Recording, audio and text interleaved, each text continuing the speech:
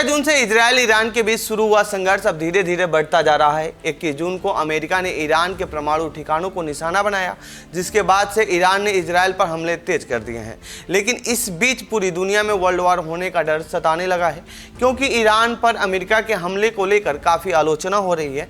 चीन और रूस ने अमेरिका की आलोचना की है। इससे अब इस बात का डर सताने लगा कि कहीं ऐसा ना हो रूस और चीन एक साथ मिलकर ईरान के साथ आ जाएं, क्योंकि ऐसी स्थिति में वर्ल्ड वॉर होना संभव है।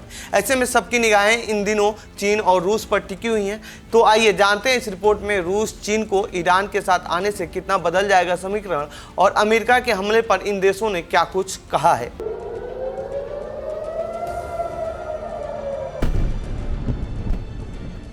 अमेरिका के खिलाफ रूस चीन बना रहे हैं नया फ्रंट। अमेरिका के ईरान पर हमले के बाद से जिस तरह से पूरी दुनिया के समीकरण बन रहे हैं, उससे ऐसा लग रहा है कि जल्द ही वर्ल्ड वॉर 3 की शुरुआत हो सकती है।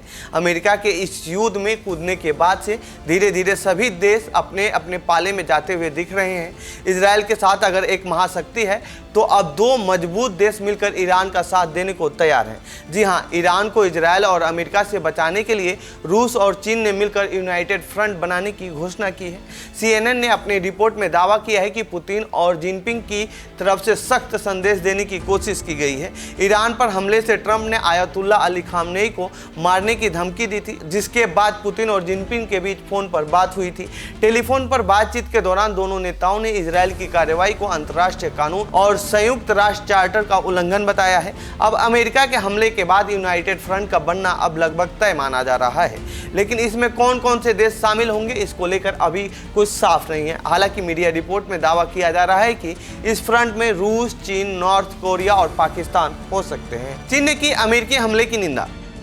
रविवार यानी 22 जून को ईरान की प्रतिक्रिया का दुनिया भर में इंतजार था, जब राष्ट्रपति डोनाल्ड ट्रंप ने कहा कि अमेरिका ने ईरान के प्रमुख परमाणु स्थलों को नष्ट कर दिया है। ट्रंप ने यह बयान उस समय दिया जब इजराइल ईरान के बीच चल रहे जंग के दौरान अमेरिका ने ईरान के परमाणु स्थलों पर हमला कर दिया।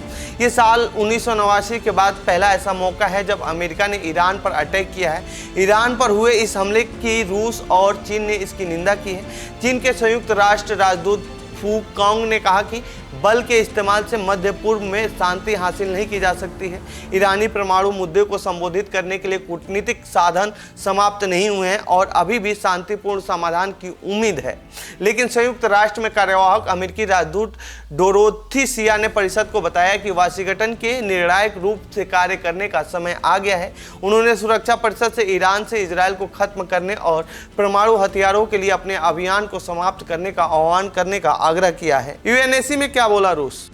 अमेरिका का आरोप है कि ईरान ने अपने परमाणु हथियार कार्यक्रमों को लंबे समय से छुपाता रहा है। चीनी राजदूत ने कहा कि ईरानी शासन के पास परमाणु हथियार नहीं हो सकते। रूस के UN राजदूत वसीली नेवेंजिया ने पूर्व अमेरिकी विदेश मंत्री कॉलिन पॉवेल द्वारा 2003 में UN सुरक्षा परिषद में यह मामला उठाए जाने को याद करते हुए कहा कि इराकी राष्ट्रपति सद्दाम हुसैन देश के रासायनिक और जैविक हथियारों के भंडार के कारण दुनिया के लिए खतरा है। यह कहते हुए इराक पर अमेरिका ने हमला किया था, लेकिन ऐसा वहाँ कुछ भी नहीं था और इसका नतीजा बहुत ही खतरनाक था।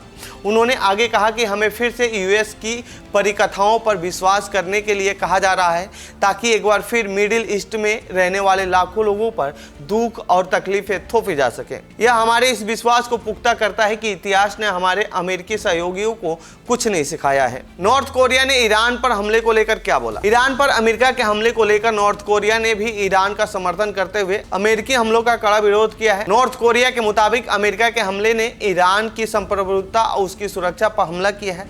नॉर्थ कोरिया ने इजराइल और अमेरिका को मिडिल ईस्ट में फैली अशांति का अपराधी बताया है। बता दें कि CNN के एक रिपोर्ट के मुताबिक इजराइल अमेरिका के खिलाफ रूस, चीन और नॉर्थ कोरिया साथ आ सकते हैं। हालांकि पाकिस्तान ने अमेरिकी हमले की निंदा तो की है, लेकिन ईरान के साथ जाने की संभावना अभी भी कम दिख रही है, क्योंकि हाल ही में ट्रंप ने पाकिस्तान के सेना मार्शल आसिम मुनीर से मुलाकात की थी। तो ये थी ईरान, इजराइल और अमेरिका के बीच जारी तनाव से जुड़ी हमारी रिपोर्ट। आपको कैसी लगी है रिपोर्ट कमेंट बॉक्स में बताएं। साथ ही इस पूरे मामले पर आप क्या कहना चाहते हैं कमेंट बॉक्स में लिखें। बाकी देश दुनिया की खबरों के लिए बने रहिए जनसत्ता के साथ। धन्यवाद।